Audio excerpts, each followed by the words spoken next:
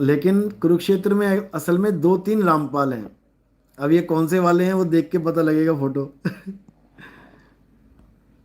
रशिक भाई, साहिब बंदगी Satnam. Satnam. SM TV। Satnam गुरुजी कैल से। बहुत बढ़िया। दिलीप कुमार, साहिब बंदगी, जय सतनाम गुरुजी। बाराबंकी से। ओ बहुत बढ़िया। 112 नंबर, 112 नंबर है ना वहाँ पुलिस का। पुलिस की जीप पे सेवा लगी है ना आपकी। 112 नंबर पुलिस का ये शायद, हाँ। गुरुजी मन और निज मन अलग अलग है क्या। बिल्कुल अलग अलग है भाई। लेकिन ये तब समझ में आता है जब भक्ति करते हो। एक मन है भटकता हुआ और एक मन है टिका हुआ। भटकता हुआ मन संसार में भटक रहा है और टिका हुआ मन कहाँ है, यहाँ पे। जिसको बोला है निज मन करत जहां ठकुराई, सो नैनन पिछवारा है, कर नैनो दीदार महल में प्यारा है। यही निज मन तुम्हें पिंड अंड ब्रह्मांड की सैरें कराता है। 7 पिंड के चक्र, 7 अंड के, 7 ब्रह्मांड के, यही 21 ब्रह्मांड हैं जिसको रामपाल जी कहते हैं कि 21 ब्रह्मांड का मालिक काल भगवान यही है निज मन। 7 पिंड में, 7 अंड में, 7 ब्रह्मांड में, 7 ये 21, 21 ब्रह्मांड का मालिक है तुम्हारा निज मन। ये मन ही निरंजन है। मन ही निराकार निरंजन जानिए। इसी निरंजन को काल बोला है साहिब ने। देव निरंजन सकल शरीरा, और तामे भ्रम भ्रम रहल कबीरा। ये निरंजन साकार भी है, ये निरंजन निराकार भी है। ब्रह्मा और विष्णु जी जब लड़ने लगे आपस में, मैं तेरा बाप, मैं तेरा बाप, मैंने तुझे पैदा किया, मैंने तुझे पैदा किया, दोनों के बीच में शिवलिंग रूप में कौन प्रकट हो गया था। और छोर नहीं मिला कि और छोर भी मिल जाए। एक ऊपर चला गया, एक नीचे चले गए। अंत नहीं प्राप्त कर पाए कि ये कहां से कहां तक है। समझे। ये निराकार है, इसका कोई आकार नहीं है।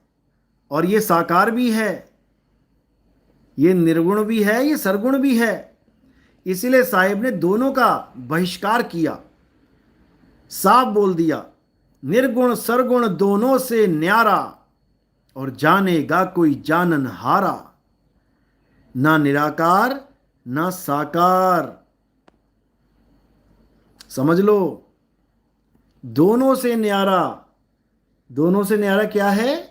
आत्म स्वरूप, आत्म ज्ञान। ना निराकार का ज्ञान ना साकार का ज्ञान। इसी को बोला सरगुण निर्गुण द्वंद्व पसारा, दोनों पड़ गए काल की धारा। इस संसार में मेन 2 ही पंथ चलते हैं। आपको लग रहा है कि हजारों पंथ, हजारों पंथ। मेन 2 ही पंथ हैं। एक वो जो साकार को भगवान मानते हैं, और एक वो जो निराकार को भगवान मानते हैं। बस इन दोनों से बच के निकल जाना है आपने। कोई निर्गुण में रीझ रहा और कोई सरगुण ठहराए, अटपट चाल कबीर की मुंह से कहीं ना जाए। समझ लो, अच्छे से समझ लो।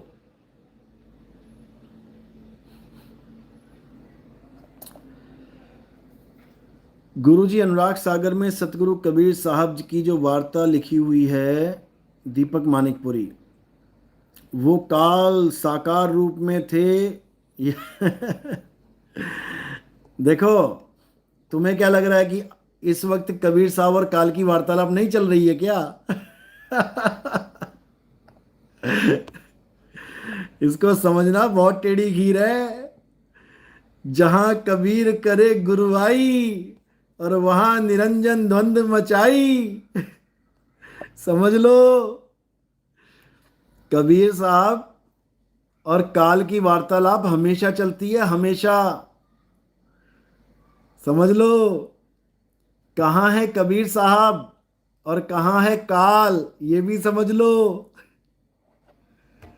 साहिब क्या कह रहे हैं? गणेश साने, हाँ बिल्कुल बिल्कुल, अभी रुको, आपका सवाल लेते हैं बाद में।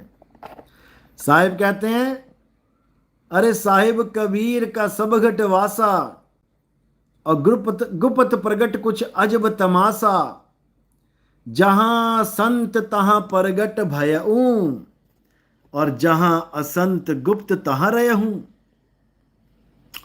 कबीर साहब कहते हैं कि साहिब का वास कहाँ है, समझ लो। ये देखो, एक आ गया रामपाल जी का, लग रहा है, इंडिया इज द ग्रेट, अधूरा ज्ञान कबीर का क्यों भटके रे मनवा मोर। अच्छा अच्छा, मुझे लगा कि कुछ और बोल रहे हैं। कोई बात नहीं, शुरुआत हो जाएगी। हाँ, जहां संत तहां प्रगट भयहूं, और जहां असंत गुप्त तहां रहूं। असल में कबीर साहब का वास कहाँ है? जहां संत, यानी जहां सत्य की बात करने वाला जो विराजमान है, जो सत्य की बात समझा रहा है, वहां तो कबीर साहब प्रगट समझो। और जो तुम्हें भरमा रहा है, वहां काल निरंजन प्रगट समझो। समझे? वहां काल निरंजन विराजमान है। और जहां सत्य की बात चल रही है, कोई सत्य बता रहा है, कोई संसार में आके जिसको मालिक ने चुना है प्रचार कर रहा है, तो उसे शुद्ध स्वरूप ही समझो, आत्म स्वरूप ही समझो। और जो अधूरा ज्ञान दे रहा है उसे मन स्वरूप समझो। मन स्वरूप यानी मनमुख, और आत्म स्वरूप यानी गुरमुख। इन दोनों को समझ लो, सारी कहानी समझ में आ जाएगी। या तो कोई गुरमुख हो सकता है या मनमुख हो सकता है। कौन है गुरमुख, कौन है मनमुख, अच्छी तरह समझ लो, सब समझ में आ जाएगा। अचिंत सत्य ज्ञान, जहां सत्य ज्ञान वहां कबीर, जहां अज्ञान वहीं काल। बिल्कुल सही बात है। काल की पहचान क्या है? काल 52 अक्षरों में मंत्र देता है, और सारी उम्र कहता है जपते रहो इसी को, सारी उम्र जपवा देता है। और जो सतगुरु होता है वो 52 अक्षर छुड़वा देता है। एक छुड़ाए एक लखाए, तब प्राणी निज घर को जाए। ये तब होगा। तो साहिब कह रहे, जो नर पड़े 52 के फेरा, सो नर जानो काल के चेरा। जब 52 का टूटे डोरा, सहजे छूटे काल झकोरा। फिर नहीं आए फिर नहीं जाए, सार शब्द में रहे समाए। अच्छे से समझ लो इसको, सार शब्द में समाना है। मुक्ति तब होगी, नाम नहीं जपने हैं। नाम है जप में, नाम है तप में, ना एकांत निवास में। अरे मोह को कहाँ ढूंढे रे बंदे, मैं तो तेरे पास में। खोजी होए तुरंत मिल जाऊं, एक पल की तलाश में। और कहें कबीर सुनो भाई साधो, मैं तो हूं विश्वास में। बात ये है, लेकिन विश्वास करे कौन? मंत्रों पे विश्वास कर बैठे हैं, परमात्मा पे विश्वास नहीं है। मंत्रों पे, अक्षरों पे विश्वास कर बैठे हैं कि ये अक्षर मैं जप लूंगा, इतनी माला जप लूंगा, मेरी मुक्ति हो जाएगी। अरे परमात्मा चाहे बिना माला जपवाए तुझे पार कर दे। तू एक बार विश्वास तो कर उस पे। सच्चे ज्ञान को समझ, 52 अक्षरों को छोड़, फिर देख क्या होता है।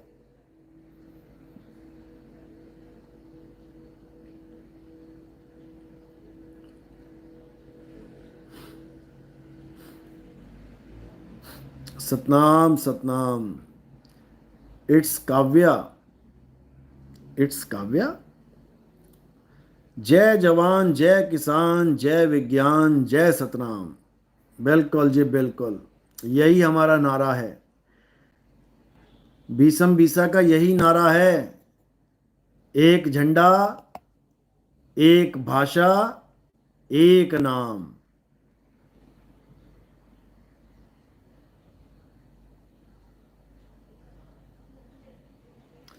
Dilip Kumar ji, Guruji UP police, Uttar Pradesh 112 number.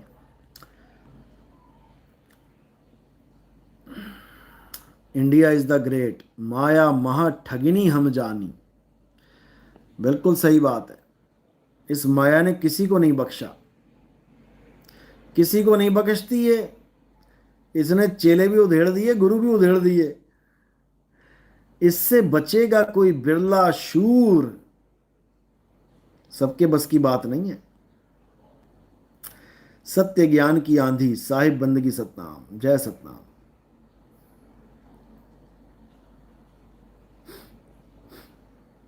विश्वास कैसे हो जी मोक्ष हो जाए?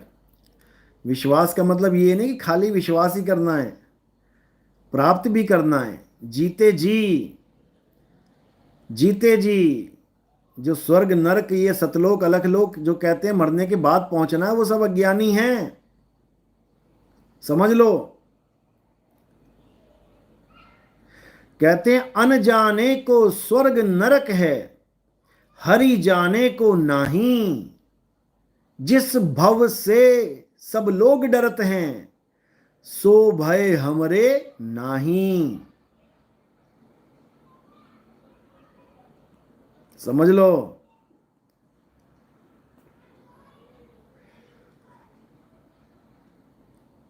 यानी जीते जी पाना है उसको। अब हूं मिला तो तब हूं मिलेगा, नहीं तो जमपुर वासी।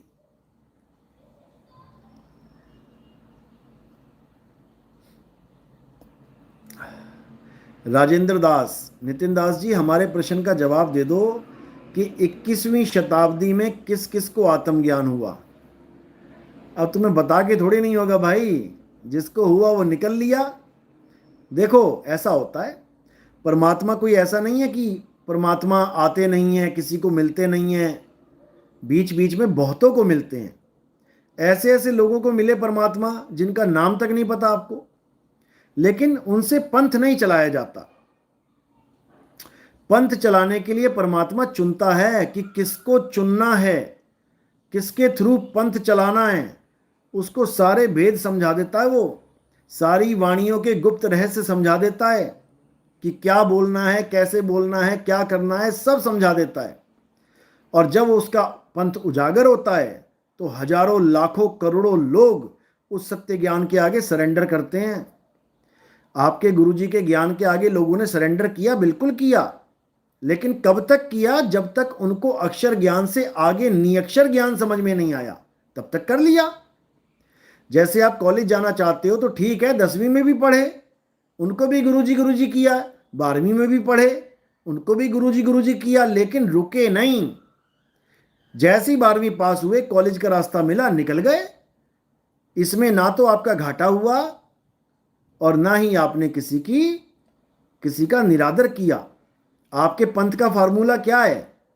आपके पंथ का फार्मूला है, अगर आ जाओ दूसरों को छोड़ के गुरुओं को तो बड़ा भला जीव है, बड़ा विवेकी जीव है, बड़ा पुण्यकर्मी प्राणी है।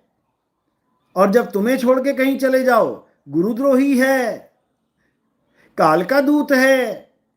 ऐसे नहीं होता भाई। हर इंसान को हक है, वो कहीं भी जा सकता है, किसी भी गुरु के पास ज्ञान ले सकता है। तुम्हारे गुरु के पास आके कोई बैल थोड़ी नहीं बन गया कि गले में संगल डलवा लिया, गले में रस्सी बंधवा ली, अब उसी खूंटे पे बंधा रहूंगा।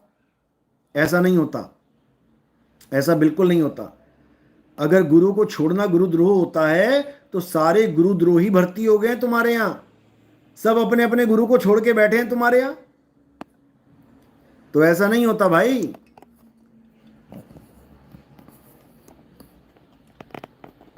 इट्स काव्या, साहिब जी हमें आपका सत्संग सुनना बहुत अच्छा लगता है। बहुत अच्छी बात है, सत्य को जानो। पतिव्रता नारी को एक ही पति प्रिय होता है, बिल्कुल सही बात बोल रहे हैं आप। तो पतिव्रता नारी आप है कहाँ? पूरा दिन कितनों के तो नाम जपती हो तुम। इतने लोगों के नाम जपोगे तो तुम्हारा पति तुमसे खुश होगा कि नाराज होगा? अपनी पत्नी के मुंह से तुम 4 बार सुन लोगे ना किसी आदमी का नाम, तो तुम्हें रात को खाना नहीं पसंद आएगा। दिमाग घूमता रहेगा कि मेरी बीवी दूसरों के नाम ले रही है मेरे सामने, वो इतना अच्छा है, वो इतना बढ़िया है, वो इतना ऐसा है वैसा है। और तुम पूरा दिन किस किस के नाम लेते रहते हो, पता नहीं किस किस के नाम लेते रहते हो। क्यों? क्योंकि तुम्हें यह पढ़ा दिया गया है कि इनके नाम जपोगे तो तुम्हें सुख सुविधाएं मिलेंगी। अरे भाई, इनको तो खुद सुख सुविधाएं नहीं है, तुम्हें क्या देंगे? बताओ जरा, कमाल कर दी। साहिब इतना दीजिए जामे कुटुम समाए, और मैं भी भूखा ना रहूं साधु भूखा ना जाए। जो मांगना है साहिब से मांगो, कबीर साहब से मांगो, परमात्मा से मांगो। काल से क्या मांग रहे हो? काल का नाम जप के कौन सा तुम करोड़पति बनना चाहते हो यहां पे भाई? सारा हिसाब किताब होगा एक दिन। और तुम्हें यह भरमा के रखा गया है यहां पे कि तुम्हें ऋण उतारना है, ऋण उतारना है। अरे भाई, ऋण उसका उतारना होता है जिससे हमने ऋण लिया हो, उसको कहते हैं ऋण। तुम्हारे बच्चे को कोई किडनैप करके ले गया, अपने घर के कमरे में बंद रखा उसको 1 महीना, तो क्या वो 1 महीने का किराया देगा? तुम्हारा बच्चा 1 महीने का किराया दे गया क्या उनको कि अंकल जी आपने मुझे 1 महीने रखा, बढ़िया कमरा है, ये कम से कम 8,000 किराया है इसका, अब मैं आपको 8,000 रुपये दूंगा? बताओ। अगर तुम कहते हो काल भगवान यहां लेके आया है अपने लोक में, तो भाई अपने लोक में वो लेके आया है, हम क्यों ऋण दें उसको? हमें किडनैप करके ले आया और हम ऋण देते फिर रहे हैं। कमाल कर दी। ऐसा ज्ञान नहीं चलेगा यहां पे, समझ लो। गणेश साने, गुरुजी विचार की प्रकृति को समझाना, उसका अवलोकन कैसे करें? देखो, मन बुद्धि चित्त अहंकार को समझना पड़ेगा, सारा खेल समझ में आ जाएगा कैसे चल रहा है ये प्रोग्राम, सारा ये सिस्टम कैसे। इसके ऊपर मैंने पूरा सत्संग किया है, आप उसको समझेंगे, एक एक चीज समझ में आएगी। प्रकृति को समझ लो, क्या कहते हैं प्रकृति, जिसको कहते हैं ना प्रकृति देवी। तुम सनातनी हो, प्रकृति देवी हो। प्रकृति देवी को ही माया कहते हैं। पर आकृति यानी पराई आकृति, तुम्हारी आकृति नहीं, तुम्हारा स्वरूप नहीं। ये जो तुम्हें दिख रहा है ना, ये शरीर, ये तुम्हारा स्वरूप नहीं है, ये प्रकृति है। पर आकृति, पराई आकृति, 5 तत्व 3 गुण से निर्मित आकृति। देखो, कह रहे हैं क्योंकि हमने इच्छा की थी यहां आने की, इसलिए इस लोक का ऋण चुकाना पड़ा। क्या क्या ऋण लिया था भैया? कौन सा ऋण लिया आपने, बताना जरा, कौन सा ऋण लिया था? अग्निदेव से आग ली, वायुदेव से वायु ली, पवन देव से वायु ली, जल देव से जल लिया, आकाश देव से आकाश का लिया सहारा, बैठे हो आकाश के नीचे, और धरती माता से धरती ले ली बैठने के लिए। ऋण तो इन 5 से लिया तुमने, और नाम जप रहे हो तुम ओम कलियम हरियम शरियम। तुम ये बताओ, भोले शंकर से तुमने क्या ऋण लिया, बताओ जरा। भोले शंकर ने तुम्हें क्या दिया ऐसा जो तुम ऋण उतारते रहे आज तक?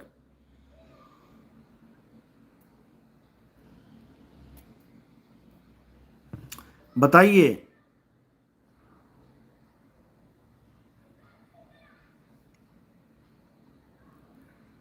बोलिए बोलिए।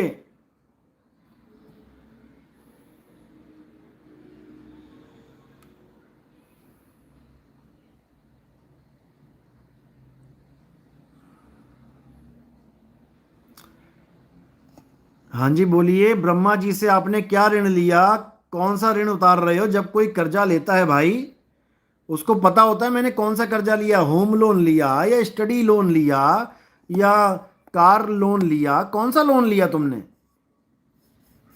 बोलो। ब्रह्मा जी से कितना ऋण लिया? क्योंकि ऋण उतारने वाले को पता भी होता है मैंने कितना ऋण लिया है। ब्रह्मा जी से कितना ऋण लिया? विष्णु जी से कितना लिया?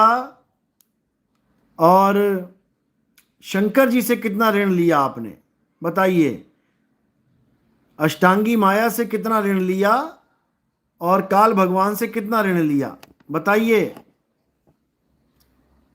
राजेंद्र दास जी बोलिए, क्या ज्ञान दिया आपको गुरु जी ने? अभी पता लग जाएगा, अभी समझ में आ जाएगा कि कितना बड़ा ज्ञान लेके बैठे हैं आप, कौन से गुरु के चेले हैं।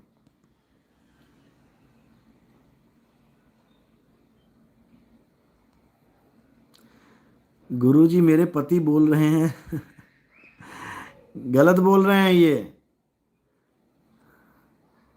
ये उनके हाथ में है ही नहीं जो वो दे सकें।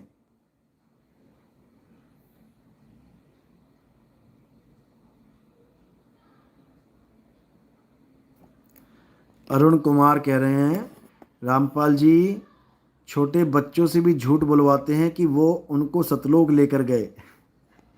आपने कहीं देखा था क्या ये, या वैसे ही बोल रहे हो? कहीं पर ये होते देखा आपने कि छोटे बच्चों को ट्रेंड किया जा रहा है क्या बोलना है? अरुण कुमार जी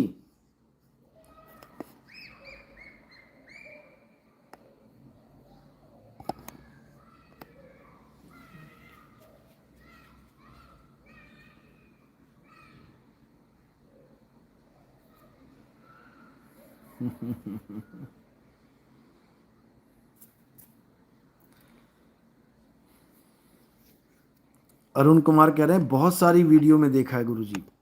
नहीं, बच्चों को ट्रेंड करते हुए तो नहीं देखा ना। बच्चे बोल रहे हैं ठीक है, एक बच्चे से मैं भी मिला था, एक छोटी सी बच्ची थी उस वक्त, उसने बताया था कि मैं ऐसे ऐसे आई और पता नहीं सेब खाया संतरा खाया, क्या वीडियो थी ये, शाजापुर में एमपी में। तो उस लड़की के घर में मैं गया था, उसके माता पिता भी दीक्षा लिए हमसे, अभी लड़की ने नहीं ली दीक्षा। जो लड़की इंटरव्यू में आई थी उस लड़की ने अभी दीक्षा नहीं ली, क्योंकि अभी वो पढ़ाई कर रही है, अभी वो और गहराई से समझना चाहती है ज्ञान को। जो सतलोक चली गई थी उसके माता पिता ने दीक्षा ली हमसे पूरा ज्ञान समझ के, और शाजापुर के बहुत से भक्तों ने, कोऑर्डिनेटरों ने भी दीक्षा ली एमपी में।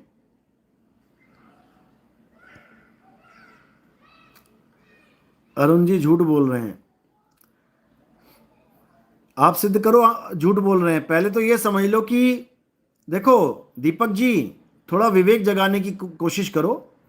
आप ये समझ लो कि जब परमात्मा ने आपको वहां पैदा किया, वैसे तो आप पैदा नहीं होते हो कभी, फिर भी आपकी कहानी के अनुसार जब परमात्मा ने सतलोक में जीवों को पैदा किया, आत्माओं को पैदा किया, कहने में भी बड़ा अजीब लग रहा है, आत्माओं को पैदा किया खैर आत्मा अजन्मा है, लेकिन तुम्हारी स्टोरी को आगे रख लेते हैं। परमात्मा ने जब तुम लोगों को पैदा किया तो क्या वहां पर 84 लाख भी पैदा करी? अब बताओ, क्या वहां पर 84 लाख जन्म कुत्ता बिल्ली हाथी घोड़ा भी पैदा कर दिए?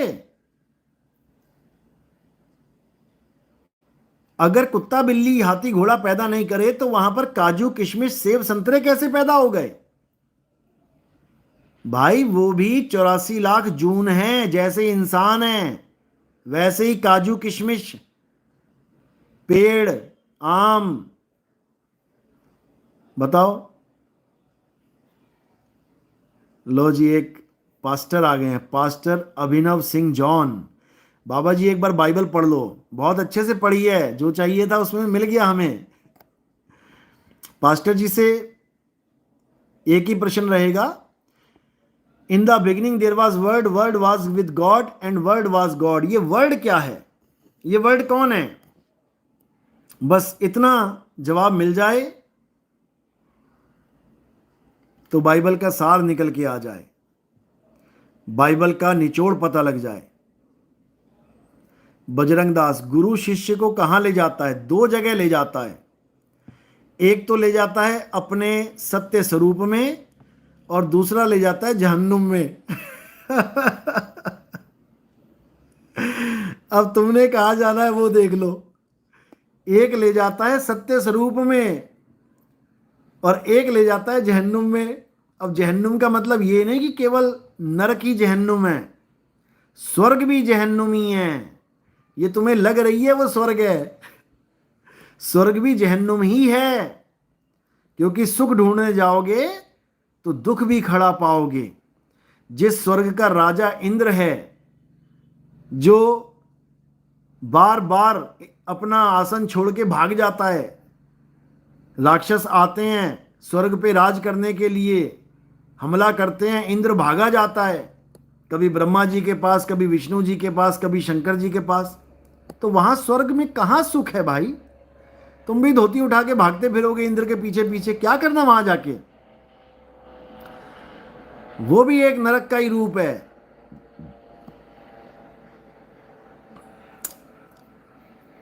आभे खाजरा, पृथ्वी क्या नरक है? पहले समझ लो नरक होती क्या है। जहां जन्म और मरण हो रहा है वो नरक के ही समान है, समझे? मां का गर्भ, इसको नरक बोला गया है, कुंभी नरक, मां के गर्भ को। गरुड़ पुराण पढ़ो, उसमें बताया गया है पूरा नरक का खेल, मां के गर्भ में ही नरक का वास है, समझे?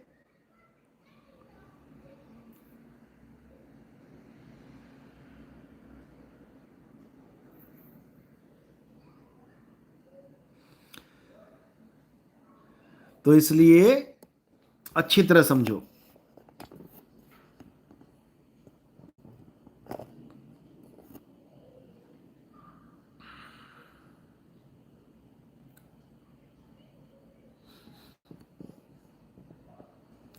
उषा शर्मा, गुरुजी सतलोक में काजू किशमिश ज्यादा खा लिए जी, विवेक लगा नहीं रहे, कितना समझाओगे?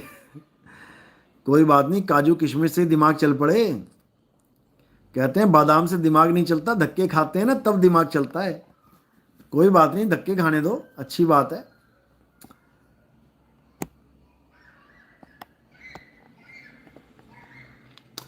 कहते हैं अगर गुरु नरक में हो तो वहां स्वर्ग बन जाता है, अच्छी बात है। लेकिन तब बनता है जब गुरु नरक से निकालने लायक हो, इतना समर्थ हो कि वो नरक से निकाल दे। नहीं तो गुरु 84 में जाता है और चेले भी 84 में जाते हैं, नरकी है वो। हर गुरु नहीं नरक को स्वर्ग बना सकता है। लो जी, डिवोटी आ गए हैं। नरक और स्वर्ग के अलावा और कौन से स्थान पर ले जाना चाहते हो आप लोगों को? अगर 4 दिन सत्संग सुन लिए होता ना तो इतनी बात नहीं करते। असली असली लोक है तुम्हारा सत्य स्वरूप। अब तुम्हें समझ में ही नहीं आएगा कि सत्य स्वरूप कौन सा लोक है।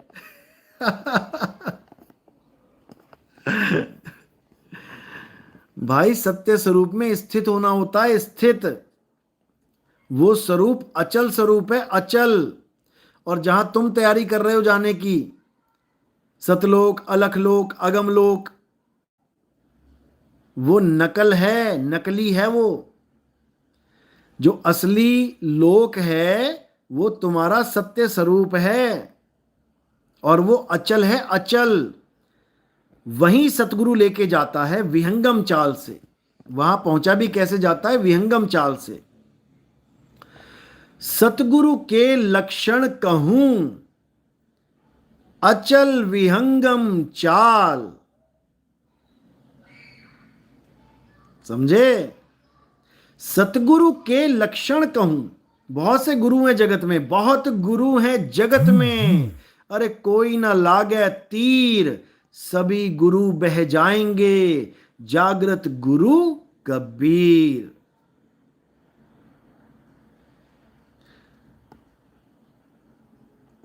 समझ लो साहिब क्या कह रहे हैं।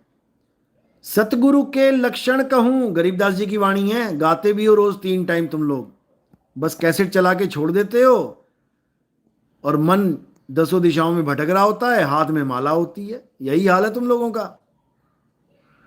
अब क्या कह रहे हैं गरीबदास जी? सतगुरु के लक्षण कहूं, अचल विहंगम चाल। अचल यानी जब तुम वहां पहुंच जाओगे सत्य स्वरूप में तो अचल हो जाओगे। अचल, चल नहीं पाओगे, हिल नहीं पाओगे इधर से उधर। लेकिन तुम्हें समझ में ही नहीं आएगी ये वाणी। असत विरोधी गुरुदेव, कविता आ गई। कविता आ गई तो कविता सुन लो उससे। कहां है कविता?